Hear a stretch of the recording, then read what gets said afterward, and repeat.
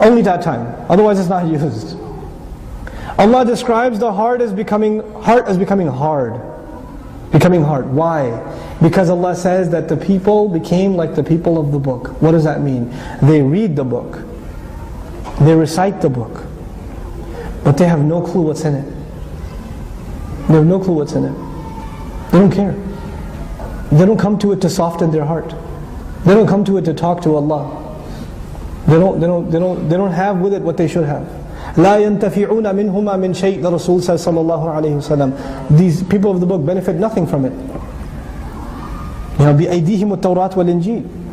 They have Tawrat and Injil in their hands. They don't benefit from it. The Muslim will become like this. The Muslim will come to the Imam and say, Imam Sahib, I have a fever. Which surah should I recite?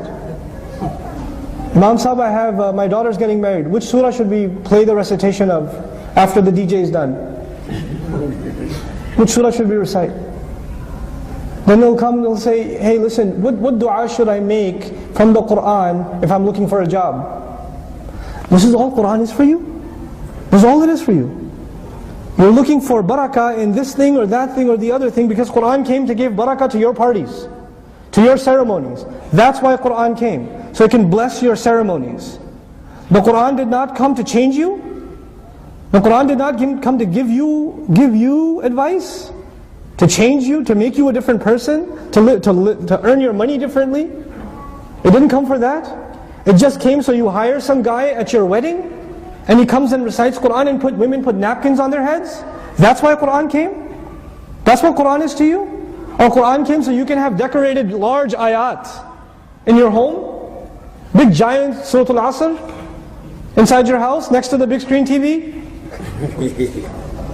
That's why it came? Qur'an came so you can hang in the rear view mirror? Ayatul Kursi, because you don't have dual side airbags? That's why it came? What have we done with this Qur'an? What have we turned it into? This is a serious matter, folks. We're wrapping this book up and we're printing it in silk and we're having art exhibits with it. Allah gave us this message. People like spilled blood to change their lives according to this book. And now it's become a book that is just ceremonial. It breaks your heart. It breaks your heart. We celebrate. I'm not blaming anyone. I'm not talking about your community. Do not say I was talking about your community. Listen to what I'm saying. We celebrate children memorizing the Qur'an. We celebrate it. And yet we don't cry when those children become adults and they still don't know what they're reciting. They still don't know what they're reciting. But we celebrate it every year. And when those kids are leading Taraweeh, the guy leading the prayer doesn't know what he's reciting. What do you expect from the congregation? The guy leading the prayer doesn't know. There's something wrong with that. That's not normal. That is not how things are supposed to be. We've done this. We've done this. And our kids, we've given them an artificial relationship with the Qur'an. These kids, they memorize Qur'an and the biggest goal in their life is, man, I'm going to lead Taraweeh this year.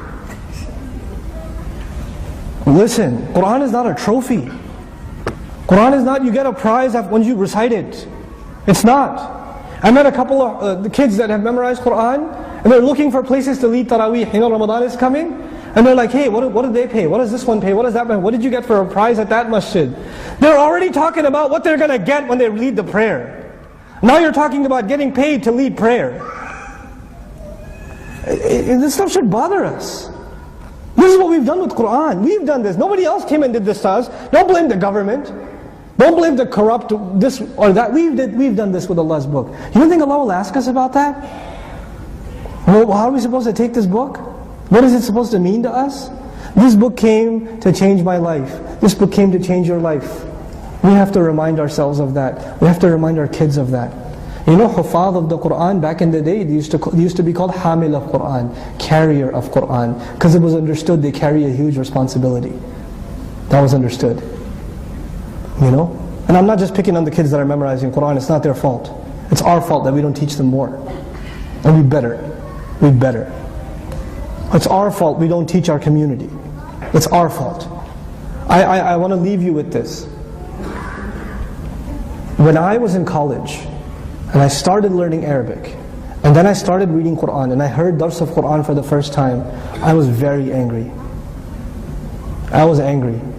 I was angry at the Ummah. How did they rob me? And I'm 18 years of age, born a Muslim. How did I never know what the Qur'an is?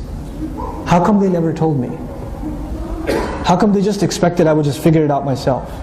How come they didn't tell me this book is the most important treasure I will ever have in my life? How come they never told me that 23 years of the most difficult struggle in human history, the struggle of Rasulullah sallallahu alaihi wasallam, the culmination of it was فَلْيُبَلِّغِ الشَّاهِدَ الْغَائِبِ بَلِّغُوا عَنِّي وَلَوْ آيَةً. Give on my behalf, even if you can give an ayah. Just give. Give an ayah on my behalf. Rasulullah sallallahu alaihi wasallam just wanted the world to know this book, and my own ummah didn't care to give it to me.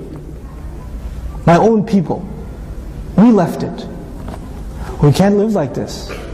We can't go on like this. We'll pay the price.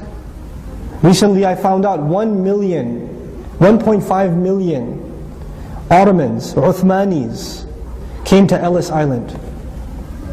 1.5 million immigrants had come to Ellis Island. 10,000 or less of their descendants are Muslim today. 1.5 million. Qur'an, guys. Qur'an. This book, it's either going to testify for you and me on Judgment Day, or it will testify against us. Those of you that were in the class, I want to leave you with a reality check. I try to make it my job to make Arabic more enjoyable to learn, to make Qur'an easy to understand. I try to make that my job. But you know what? I can only do so much. This has to be a responsibility the ummah carries, every family carries. We gotta know our book, guys. Whatever Qur'an you've memorized, at least study that tafsir. At least request the imam to do tafsir of those surahs that you've already memorized. If you've already memorized the surahs from Juz Amma, just take advantage of our podcasts, free downloads. The only thing it will cost you is your time. At least